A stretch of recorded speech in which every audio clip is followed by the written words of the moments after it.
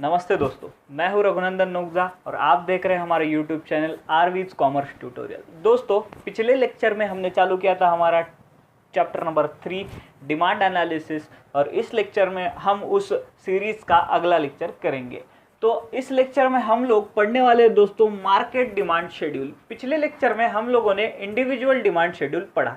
Individual demand schedule में हमने ये पढ़ा कि एक इंडिविजुअल कंज्यूमर क्या करता है, एक इंडिविजुअल कस्टमर क्या करता है कि अगर उसको प्राइस कम हो जाए, अगर एक आधे गुड्स की, एक आधे कमोडिटी की प्राइस कम हो जाए तो उसको खुद की डिमांड क्या कर देता है, बढ़ा देता है। इसके वजह से प्राइस और डिमांड का जो रिलेशनशिप है इंडिविजुअल कंज्यूमर में वो इन्वर्स हो जाता है। अब हम देखेंगे कि मार्केट कैसे रिएक्ट करता है प्राइस ड्रॉप को। मतलब अगर एक कंज्यूमर की, एक गुड्स की प्राइस अगर ड्रॉप हो रही है तो उसको मार्केट कैसे रिएक्ट करता है वो देखते हैं। इसके लिए मार्केट डिमांड शेड्यूल में मैंने बुक का ही एग्जांपल कंटिन्यू किया है आपके साथ, समझने के लिए अच्छा होगा आपको कि प्राइस 10 रुपये है।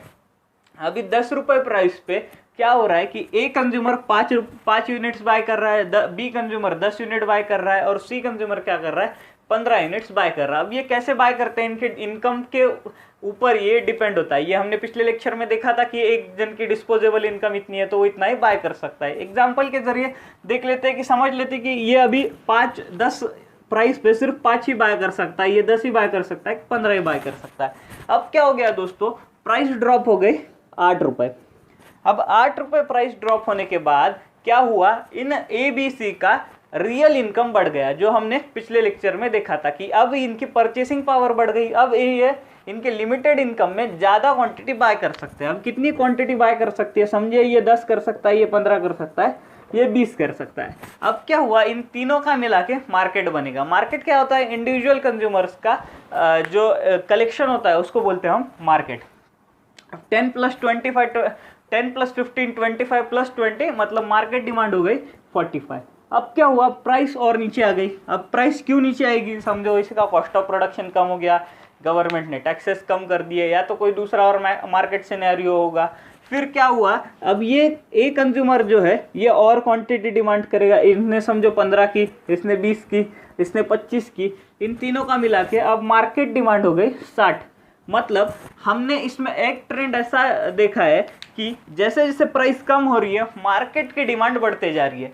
पहले 30 थी, फिर 45, फिर 60 हो गए। अब क्या हुआ, प्राइस और नीचे आ गई, प्राइस अब 4 हो गई। अब ए जो कस्टमर है वो अब ज़्यादा क्वांटिटी बाय कर सकता है। उसने समझो 20 क्वांटिटी बाय कर ली, इसने 25 कर ली और इसने 30 कर ली। इन तीनों का टोटल मिला के मार्केट डिमांड बनेगा और मार्केट डिमांड हो गई 75। उसके बाद क्या हुआ, प्राइस और नीचे आ गई, प्राइस अब हो गई 2 रुपीज़ पर यूनिट। अब 2 रुपीज़ पर यूनिट में ए कंज्यूमर, बी कंज्यूमर और सी कंज्यूमर और ज़्यादा यूनिट्स बाय कर सकते हैं। तो इन्होंने क्या किया, अब इसने 25 यूनिट बाय किए, इसने 30 किए, इसने 35 किए, तो टोटल मार्केट डिमांड हो गई अभी 90 यूनिट। तो इससे हमको एक रिलेशनशिप समझता है। हम इस टेबल को थोड़ा सा नज़रअंदाज कर देते हैं। पहले इसको 10 को 30 से कंपेयर करते हैं। तो जैसे जैसे प्राइस कम हो गई दोस्तों, वैसे वैसे ये टेबल से हमको लास्ट टेबल तक जाना है। जैसे जैसे प्राइस कम हो गई दोस्तों, वैसे वैसे क्वांटिटी डिमांडेड बढ़ रही है। मतलब मार्केट भी क्या रिएक्ट करता है, जैसे जैसे मार्केट में प्राइस कम होती है वैसे वैसे मार्केट भी खुद की डिमांड क्या कर देता है, बढ़ा देता है। तो मार्केट डिमांड और प्राइस का भी रिलेशन क्या है, इनवर्स रिलेशनशिप है। अभी इसी शेड्यूल को हम लोग ग्राफिकल रिप्रेजेंटेशन में देखेंगे। अब दोस्तों हम लोग देखेंगे इस मार्केट डिमांड शेड्यूल का ग्राफिकल रिप्रेजेंटेशन। तो मैंने क्या किया, शॉर्ट में मार्केट डिमांड शेड्यूल आपके सामने रखा है। प्राइस जब 10 थी तो मार्केट ने 30 क्वांटिटी डिमांड की, 8 थी तो 45 की, 6 थी तो 60 की, 4 थी तो 75 की और 2 थी तो 90 क्वांटिटी डिमांड की मार्केट ने। इसको अभी प्लॉट करते हैं ग्राफ में। मैंने एक्स एक्सिस पे लिया है क्वांटिटी डिमांडेड, वाई एक्सिस पे लिया है प्राइस। अब क्या हुआ कि जैसे जैसे प्राइस नीचे आती गई, अब प्राइस 10 रुपये है तो क्वांटिटी डिमांडेड थी 30, तो 10 रुपये प्राइस पे क्वांटिटी डिमांडेड हो गई 30। उसके बाद 8 रुपये प्राइस पे क्वांटिटी डिमांडेड हो गई 45, तो इधर 45 का पॉइंट मैंने प्लॉट कर दिया। ऐसे सभी पॉइंट अगर मैंने प्लॉट कर दिए और उसके बाद एक लाइन निकाली तो उससे जाने वाली लाइन डाउनवर्ड स्लोपिंग थी और वो भी स्ट्रेट लाइन थी। अब ये लाइन स्ट्रेट लाइन क्यों थी कि हमने नंबर ऐसे लिया था, प्रोपोर्शन में ऐसे लिया था, क्योंकि 30 से इंक्रीज 45 15 की, 45 से इंक्रीज 15 की, 60 से इंक्रीज 15 की, 70 से इंक्रीज 15 की। इसके लिए ये हमारा ग्राफ जो है वो स्ट्रेट लाइन आया है। इसके अलावा ग्राफ जो है वो ऐसा भी आ सकता है। क्योंकि मार्केट में ऐसा फिक्स नहीं है कि इतने प्राइस डिमांड पे सेम ही क्वांटिटी का क्या होगा, चेंज होगा। इसके लिए ये प्राइस स्ट्रेट लाइन ना होते हुए ऐसा भी आ सकता है, बट ये ग्राफ की एक खासियत है कि ये डाउनवर्ड स्लोपिंग ही होगा। मतलब मार्केट डिमांड कर्व भी क्या होगा दोस्तों, डाउनवर्ड स्लोपिंग होगा। सिर्फ हमने इधर नंबर ऐसे लिए थे, इसके लिए ये स्ट्रेट लाइन आया। तो हमें ये समझना है कि इंडिविजुअल डिमांड कर्व भी कैसे था, डाउनवर्ड स्लोपिंग था, और मार्केट डिमांड कर्व भी दोस्तों, मार्केट डिमांड कर्व भी क्या हो रहा है, डाउनवर्ड स्लोपिंग ही है। दोस्तों इंडिविजुअल डिमांड शेड्यूल और मार्केट डिमांड शेड्यूल देखने के बाद अभी हमें ये रीजंस देखने हैं कि ये डिमांड कर्व जो है, डिमांड शेड्यूल का जो कर्व हमने बनाया ग्राफिकल, वो डाउनवर्ड स्लोपिंग ही क्यों आता है। तो इसके कुछ रीजंस आपके बुक में दिए, ये कंसेप्चुअली हम लोग क्या करेंगे, अभी अंडरस्टैंड कर लेंगे। पहला रीजन है दोस्तों law of diminishing marginal utility. इसके पहले के चैप्टर में हमने क्या किया, law of diminishing marginal utility पढ़ा। Law of diminishing marginal utility बोलता है कि जैसे जैसे आप लोग कंजम्पशन बढ़ाते जाओगे वैसे वैसे मिलने वाली मार्जिनल यूटिलिटी कम कम होती जाएगी। इस चैप्टर के लास्ट में हमने एक रिलेशनशिप पढ़ा था मार्जिनल यूटिलिटी एंड प्राइस का। मार्जिनल यूटिलिटी एंड प्राइस का रिलेशन हमने क्या पढ़ा था कि एक एग्जांपल लिया था कि अगर समझो हमें 1 यूनिट ऑफ मार्जिनल यूटिलिटी चाहिए तो हमें 10 रुपए खर्च करने के लिए तैयार है। अब क्या हुआ, हम लोग क्वांटिटी कंज्यूम करते गए 1 2 3 4 एंड 5। अब ये जब क्वांटिटी कंज्यूम करते गए तो इससे हमें मार्जिनल यूटिलिटी मिली। समझो 10 पहले यूनिट से मिली 10, सेकंड से मिली 8, तीसरे से मिली 5, चौथे से मिली 3 और पांचवे से मिली 1। इतनी मार्जिनल यूटिलिटी मिली। ये एग्जांपल हम लोगों ने डिटेल में डिस्कस किया इसके पहले वाले चैप्टर के लास्ट लेक्चर में। अब क्या हुआ दोस्तों कि इससे मिलने वाली मार्जिनल यूटिलिटी को हमने प्राइस में कन्वर्ट किया। मतलब क्या किया कि ये जो मार्जिनल यूटिलिटी है इसको हमने प्राइस में कन्वर्ट किया। कैसे कन्वर्ट किया कि अगर समझो हमें 10 यूनिट मार्जिनल यूटिलिटी मिल रही है तो इंटू 10 करके हमें मार्जिनल यूटिलिटी मिल रही है 100 रुपए की, बट इसकी प्राइस मार्केट में चल रही है 50 रुपए। तो ये तो हमारे हिसाब से सस्ता प्रोडक्ट हो गया, तो इसको हम लोग क्या कर देंगे, बाय कर देंगे। अभी हमें मार्जिनल यूटिलिटी सेकंड यूनिट से मिल रही है 80, मार्केट प्राइस चल रही है 50, तो ये भी हमारे लिए सस्ता प्रोडक्ट हो गया, हम लोग इसको बाय कर लेंगे। अभी क्या हुआ, तीसरा यूनिट करते टाइम मार्जिनल यूटिलिटी हमें मिल रही है 50 रुपए की और इसकी प्राइस भी है 50 रुपए की। मतलब हम लोग प्राइस पे कर रहे हैं 50 रुपए और उसके बदले हमको मिल रहे हैं 50 रुपए की मार्जिनल यूटिलिटी, तो इसको भी हम लोग बाय कर देंगे। बट अब जब मैं चौथे यूनिट पे जाता हूँ तो इसकी प्राइस कांस्टेंट है 50 रुपए और इससे मिलने वाली मार्जिनल यूटिलिटी सिर्फ 30 रुपए की है। तो मैं इस प्रोडक्ट को क्यों बाय करूंगा कि जो प्रोडक्ट को मैं 50 रुपए दे के ले रहा हूँ वो मुझे सिर्फ 30 रुपए का सेटिस्फेक्शन दे रहा है, तो इस प्रोडक्ट को मैं बाय नहीं करूंगा और इधर भी मैं बाय नहीं करूंगा। अब क्या हो गया दोस्तों, इसको हम लोग हमारे लॉ ऑफ डिमांड के साथ लिंक करते हैं। लॉ ऑफ डिमांड में हमने देखा था कि जैसे जैसे प्राइस कम होती है वैसे वैसे डिमांड अप होती जाती है। अब समझे इसकी प्राइस हो गई 50 से जाके इसकी प्राइस हो गई 30 रुपए। अब मैं क्या करूंगा, जब 50 रुपए प्राइस थी दोस्तों तब मैंने कितने यूनिट इसके बाय किए, 3 यूनिट बाय किए। बट अब इसकी प्राइस हो गई है 30 रुपए, तो इस सब की प्राइस मैं 30 रुपए कर देता हूँ। 30 rupees 30 rupees 30 rupees 30 rupees 30 rupees. वापस इस चार्ट को देखते हैं। अब क्या हुआ, इसकी प्राइस है 30 रुपीज़, मिलने वाला सेटिस्फैक्शन है 100 रुपये का, मैं बाय कर लूँगा। अब इसकी प्राइस है 30 रुपये, मिलने वाला सेटिस्फैक्शन है 80 रुपये का, बाय कर लूँगा। प्राइस है 30 रुपये, मिलने वाला सेटिस्फैक्शन है 50 रुपये, वापस एक बार बाय कर लूँगा। अब क्या हुआ, फोर्थ क्वांटिटी को आते आते प्राइस है 30 रुपये दोस्तों और मिलने वाला सेटिस्फैक्शन भी 30 रुपये, तो मैं इस क्वांटिटी को अभी बाय करूँगा। पहले मैंने इस क्वांटिटी को क्या किया था, बाय नहीं किया था। अब मैं क्या करूँगा, इस क्वांटिटी को बाय किया था, बाय कर लूँगा। तो इससे क्या कंक्लूजन निकलता है दोस्तों, जब 50 रुपये प्राइस थी तो मैंने 3 क्वांटिटी परचेस किया। अब जब प्राइस 30 रुपये हो गई है तो मैंने क्या किया दोस्तों, 4 रुपीज़ का क्वांटिटी 4 क्वांटिटी क्या कर लिया, परचेस कर लिया। मतलब जैसे जैसे प्राइस कम होती गई क्वांटिटी डिमांडेड बढ़ती गई। इसका रिलेशनशिप है लॉ ऑफ DMU से और वो हमने इधर डिराइव भी कर दिया। अब हम चलते हैं हमारे दूसरे रीज़न के पास, क्यों हमारा जो डिमांड कर्व है वो डाउनवर्ड स्लोपिंग होता है। दूसरा रीज़न है इस सीरीज़ का दोस्तों, इनकम इफेक्ट। अब ये इनकम इफेक्ट क्या होता है, इसके लिए मैं आपको जो मैंने पिछले लेक्चर में एग्जांपल लिया था वो लेता हूँ। ABCDE, ठीक है, ये तीनों लोग हैं, इनके पास डिस्पोजेबल इनकम है इतनी, पिछले लेक्चर में हमने देखा था। और इस क्वांटिटी की प्राइस कितनी हो रही है, प्राइस हो रही है 10 रुपये, प्राइस थी 10 रुपये, अब ये 10 रुपये से गिर के हो गई 8 रुपये। अब ये इनकम इफेक्ट क्या होता है, जब इसकी प्राइस 10 रुपये थी तो सिर्फ ए इसको अफोर्ड कर पाता था, अब इसकी प्राइस हो गई है 8 रुपये। सबकी इनकम सेम ही है दोस्तों, इनकम मैंने एक भी कंडीशन में चेंज नहीं किया, बट जब इसकी 8 रुपये इनकम हो गई तो ये क्या कर रहा है, ये भी बी भी इसको अफोर्ड कर पा रहा है, मतलब ए प्लस बी दोनों इस चीज को डिमांड कर रहे हैं। इसके लिए क्या होता है दोस्तों, बी की जो है रियल इनकम है वो बढ़ गई है। अब ये रियल इनकम क्या होता है, इसकी नंबर्स में तो इनकम नहीं बढ़ी है, इसकी पहले भी इनकम 8 रुपये थी बची हुई, अभी भी इनकम 8 रुपये ही बची हुई है, बट क्या हुआ दोस्तों, इसकी प्राइस कम हो गई, इसके लिए इसकी रिलेटिव इनकम, रियल इनकम जो है वो ज्यादा हो गई, या तो इसको हम बोल सकते हैं परचेसिंग पावर। परचेसिंग पावर इसकी क्या हो गई, बढ़ गई, क्योंकि जो चीज 10 रुपए की मिल रही थी वो अब 8 रुपए की मिल रही है, इसके पास बचे 8 रुपए, तो उस 8 रुपए में से वो चीज परचेस कर सकता है। इसके लिए परचेसिंग पावर जो है बी की वो भी बढ़ गई है, और अभी ए और बी दोनों भी इस चीज को डिमांड करेंगे। तो ये होता है दोस्तों इनकम इफेक्ट। इनकम इफेक्ट होता है रियल इनकम इफेक्ट, मतलब हमारी इनकम न्यूमेरिकल टर्म्स में तो नहीं बढ़ती है, बट प्राइस कम होने से क्या हो जाता है, हम उस चीज को अफोर्ड कर पाते हैं, मतलब उस चीज की क्या होती है, हमारी क्या होती है, परचेसिंग पावर बढ़ जाती है, और उसकी वजह से क्या होता है, डिमांड कर्व डाउनवर्ड स्लोपिंग होता है, मतलब कम होते होते प्राइस पे हम लोग ज्यादा क्वांटिटी डिमांड कर लेते हैं। दोस्तों इस सीरीज में तीसरा रीजन है downward sloping of demand curve के लिए, सब्स्टिट्यूशन इफेक्ट। अब सब्स्टिट्यूट्स क्या होते हैं, ये हमने 11th में पढ़ा, जो क्लोजली रिजेंबल करते हैं और जो सिमिलर फंक्शन देते हैं, not the same, similar function देते हैं। अब एग्जांपल लेना चाहता हूं, एक एग्जांपल है, अगर हम लोग फूड इंडस्ट्री में जाए तो मैकडोनल्ड्स, मैकडी शॉर्ट में लिखता हूं, मैकडी एंड बर्गर किंग,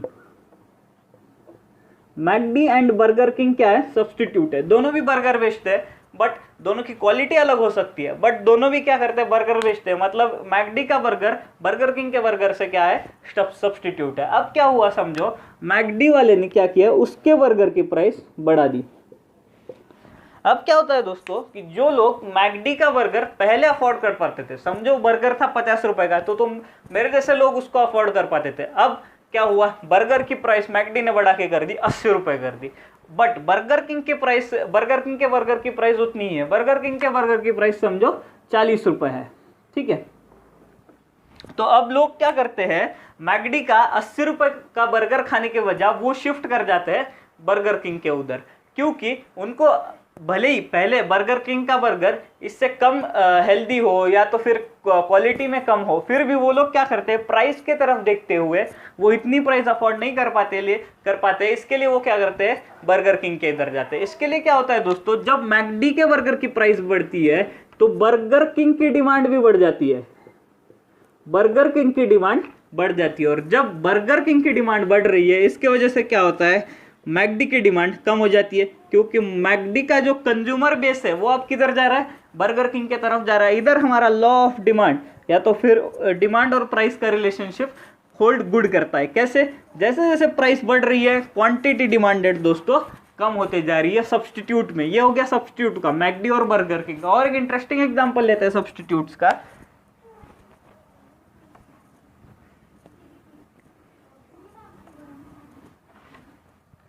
एक एग्जांपल रिसेंट लाइफ में, हमारे लाइफ में चल रहा है अभी दोस्तों, सैनिटाइजर्स का, सैनिटाइजर्स वर्सेस हैंड वॉश। अब ये क्लोज सब्स्टिट्यूट तो नहीं बोल सकते हम लोग, क्योंकि सैनिटाइजर हमें बहुत वेज में फायदा देता है कि ये हमें विदाउट पानी हाथ धोने में मदद कर देता है, फिर उसके बाद हम सैनिटाइजर को किधर भी लेके जा सकते हैं, बट ये क्या है, सब्स्टिट्यूट तो है। अब क्या हो गया समझो दोस्तों, सैनिटाइजर की प्राइस बहुत बढ़ गई। समझो जो सैनिटाइजर पहले 50 रुपए में मिलता था, वो सैनिटाइजर अभी 100 रुपए में मिलने लगा, एकदम 100% इंक्रीज हो गए। बट हैंड वॉश की प्राइस वही है, समझो वही हैंड वॉश अभी भी 45 रुपीज में मिल रहा है, ₹45 में मिल रहा है, ये 100 रुपीज में मिल रहा है। अब लोग क्या करेंगे दोस्तों, सैनिटाइजर का यूज कम कर देंगे, जिधर उनको सिर्फ जरूरी है उतनी ही चीजों में वो क्या करेंगे, सैनिटाइजर लेंगे, उसकी डिमांड करेंगे, और हैंड वॉश का यूज जो है वो बढ़ा देंगे। अब वो लोग क्या करेंगे, हैंड वॉश की डिमांड क्या हो गई, बढ़ गई, और जब हैंड वॉश की डिमांड बढ़ गई तो इधर से कंज्यूमर बेस शिफ्ट होके सैनिटाइजर से कंज्यूमर बेस शिफ्ट होके किधर जा रहा है, हैंड वॉश को जा रहा है। इसके लिए क्या होता है दोस्तों कि सैनिटाइजर की जो डिमांड है वो क्या हो जाती है, कम हो जाती है। तो जैसे सैनिटाइजर की प्राइस बढ़ी, कंज्यूमर बेस शिफ्ट हुआ हैंड वॉश की तरफ, और हैंड वॉश की तरफ कंज्यूमर बेस शिफ्ट होने से सैनिटाइजर की डिमांड कम हो गई। इधर भी हमारा इनवर्स रिलेशनशिप होल्ड गुड करता है कि जैसे जैसे प्राइस बढ़ी, डिमांड ऑफ दैट कमोडिटी कम हो गई। हमारा चौथा रीजन है दोस्तों मल्टीपर्पज गुड। अब ये मल्टीपर्पज गुड्स क्या होते हैं, जिस गुड्स का use more than one use के लिए किया जा सकता है। मतलब ऐसा कोई गुड्स हो जिसका एक से अनेक यूजेस हो, उसको हम बोलते हैं मल्टीपर्पज यूज। एग्जांपल लेते हैं इलेक्ट्रिसिटी का। एग्जांपल है दोस्तों इलेक्ट्रिसिटी का। इलेक्ट्रिसिटी से हम कितनी सारी चीज़ें चला सकते हैं। हम हमारा मोबाइल चार्ज कर सकते हैं, हम लोग टीवी चला सकते हैं, कंप्यूटर्स चला सकते हैं, फैंस चला सकते हैं, लाइट्स चला सकते हैं। अब क्या हुआ दोस्तों, पहले क्या होता था, अगर समझो इलेक्ट्रिसिटी थी ₹7 पर यूनिट थी, तो एक घर है जिसमें इलेक्ट्रिसिटी आती है ₹7 पर यूनिट से आती है। तो ये महंगी इलेक्ट्रिसिटी का लोग क्या करते हैं, बहुत अच्छे से इस्तेमाल करते हैं। मतलब वो लोग क्या करते हैं कि फैंस जब नहीं चाहिए तब फैंस बंद कर देते हैं, जब नहीं चाहिए तब लाइट्स बंद कर देते हैं। हमारे पेरेंट्स हमको हमेशा बोलते हैं कि एसी क्यों लगाया, फैन क्यों लगाया, एक्सेट्रा एक्सेट्रा। तो वो लोग क्या कर रहे हैं, अभी लाइट का यूज कम कर रहे हैं। मतलब सिर्फ उनके इसेंशियल सर्विसेज के लिए क्या कर रहे हैं, उसका यूज कर रहे हैं। समझो क्या हो गया, लाइट की प्राइस कम होके पर यूनिट हो गई 4 पर यूनिट। अब हमारे घर में जो पहले ध्यान देते थे इतना लाइट के लिए कि एक रूम की लाइट बंद रहने दो, दूसरे एक ही लाइट पे चलाओ वगैरह वगैरह, ये सब अभी हमारे घर में देखेंगे क्या, नहीं देखेंगे, क्योंकि अभी इसकी प्राइस हो गई है कम। तो अब हम लोग क्या करेंगे, लाइट का ज़्यादा इस्तेमाल करेंगे क्योंकि इसकी प्राइस कम हो गई। यही होता है दोस्तों मल्टीपर्पज़ गुड्स के लिए। इसका एग्जांपल है इलेक्ट्रिसिटी। जैसे जैसे इसकी प्राइस कम हो जाती है दोस्तों, इसका यूजेस वो है हम लोग बढ़ा देते हैं। इसके लिए इसकी डिमांड भी क्या हो जाती है, बढ़ जाती है। तो ये था मल्टीपर्पज़ गुड्स के लिए। पांचवा रीजन है दोस्तों इस सीरीज का न्यू कंज्यूमर। क्यों हमारा डिमांड कर्व जो है वो डाउनवर्ड स्लोपिंग होता है। अब न्यू कंज्यूमर की वजह से ऐसा डिमांड कर्व डाउनवर्ड स्लोपिंग क्यों होता है। समझो एक गाड़ी है, अल्टो गाड़ी है, 3-4 लाख को मिलती है, ठीक है। अभी क्या हुआ, अल्टो गाड़ी ने अपनी कॉस्ट ऑफ प्रोडक्शन कम कर दी, या तो गवर्नमेंट ने उसके टैक्सेस कम कर दिए। इसके लिए क्या हुआ, अभी अल्टो गाड़ी मिल रही है सिर्फ 2 लाख में मिल रही है। 2 लाख में अल्टो गाड़ी मिल रही है, पहले मिलती थी 3.5 लाख में। एग्जाम्पल है दोस्तों, सिर्फ 3.5 लाख में पहले गाड़ी मिलती थी, अब मिल रही है 2 लाख में। पहले क्या करते थे लोग, जिनका इनकम 10 लाख से ज़्यादा है, मोर देन 10 लाख है, वो लोग ही सिर्फ अफोर्ड कर पाते थे अल्टो गाड़ी लेना। अब क्या हो गया, इसकी प्राइस हो गई 2 लाख रुपए, मतलब प्राइस ड्रास्टिकली कम हो गई। अब क्या हो रहा है दोस्तों, जिनकी इनकम 6 लाख से ज़्यादा है वो लोग भी इसको अफोर्ड कर पा रहे हैं। मतलब अभी क्या हुआ, जो 6 लाख से 10 लाख में कंज्यूमर बैठे हुए थे, वो भी कंज्यूमर ने अल्टो गाड़ी डिमांड करना चालू कर दिया। इसी को बोलते हैं एंट्रेंस ऑफ न्यू कंज्यूमर। क्या हो जाता है कि प्राइस कम होती है, प्राइस कम हो जाती है, तो जो लोगों का डिजायर होता है कि उनको अल्टो गाड़ी लेना है, बट उनके पास उतने पैसे नहीं है। अब क्या हुआ, प्राइस कम हो गई, तो अब उनके इनकम को वो सूटेबल है, मतलब उतने ही इनकम में वो लोग गाड़ी ले सकते हैं। तो वो क्या होता है, प्राइस कम हो जाने से नया कस्टमर एंटर कर देता है, new customer enters in the market. जब नए कस्टमर ने मार्केट में एंट्री कर ली तो वो डिमांड करता है। तो इसके वजह से क्या होता है दोस्तों, डिमांड बढ़ती है, और इधर हमारा इनवर्स रिलेशनशिप सामने आता है। जैसे जैसे प्राइस कम हो रही है, डिमांड बढ़ रही है। इसके वजह से जो डिमांड कर्व है वो हमारा क्या हो जाता है, डाउनवर्ड स्लोपिंग। तो ये थे दोस्तों 5 reasons for downward sloping of a demand curve.